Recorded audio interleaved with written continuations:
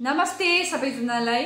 हिजो अस्ति मात्रै मैले एउटा भिडियो बनाएर यहाँ मुनि मैले देखाएको छु नि त्यो किराको विषयमा एउटा लामो भिडियो अथवा फुल भिडियो बनाएर मैले हालेको थिएँ हैन। र आज फेरि यो भिडियो बनाएर चाहिँ म के भन्न चाहन्छु भने चाहिँ अहिले पानी झरीमा यो किरा विशेष गरी घरतिर आउनुको कारणले गर्दाखेरि चाहिँ मान्छेहरूले त्यति याद छैन यो किराको विषयमा र कतिजनाले सायद त्यो भिडियो हेर्नु पनि भएको छैन होला। यो भिडियो म लास्टमा तपाईहरुलाई देखाउने छु र यो किराले कस्तो संक्रमित हुँदो रहेछ भनेर चाहिँ आज मैले फेसबुकमा चाहिँ यो फोटोहरु एकदम सार्वजनिक भएको थियो र तपाईहरुसँग सेयर गर्दैछु है। यहाँ तल हेर्न सक्नुहुन्छ कति डेन्जर रहेछ है, कति डेन्जर चाहिँ हाम्रो स्किनमा चाहिँ यसले इफेक्ट गर्दो रहेछ। अनि यस्तो किराले चाहिँ अरूलाई पनि संक्रमित नहोस् है, तपाईहरु सबैजनाले यो भिडियो हेरेर चाहिँ शेयर पनि गरिदिनुस्।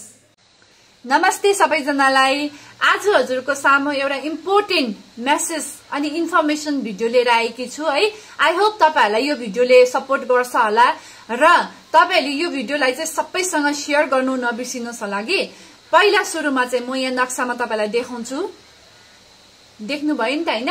यो किरा चाहिँ अहिले सिक्किम अनि वेस्ट बेंगलमा धेरै नै देखिँदैछ है। अनि हजुरहरुले जसले पनि यो किरा चाहिँ घरतिर अथवा बाहिरतिर कहीँ देख्नु भयो भने चाहिँ यो किरालाई चाहिँ एकदम नछुने, एकदम नचलाउने है साथीहरु।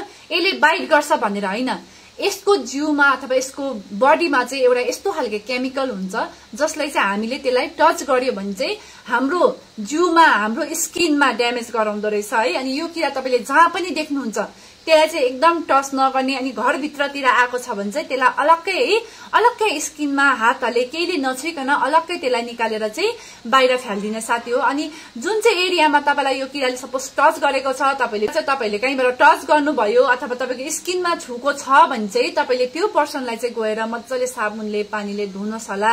अनि तपाईलाई त्यति गर्दा पनि भएन अथवा साह्रै बेसी रेडनेस भयो, आज साह्रै बेसी इचिङ भयो, अलिकति डिफिकल्टिज भयो स्किनमा भने तुरुन्त गएर तपाईले डाक्टरलाई देखाउनुहोस् होला। अनि यो चाहिँ विशेष गरी नानीहरुलाई एकदम नानीहरुलाई चाहिँ डेन्जर छ यो किराले चाहिँ। त्यो भएर तपाईले नानीहरु सुत्ने ठाउँ अथवा बाहिरतिर एकदम ध्यानपूर्वक हेरेर मात्रै सुताउनुहोस् होला साथीहरु। अनि घरतिर विशेष गरी लाइटहरु बालेकोतिर यस्तो किराहरु आएर बसिरहेको हुन्छ, एकदम ध्यान दिनुहोस् होला साथीहरु।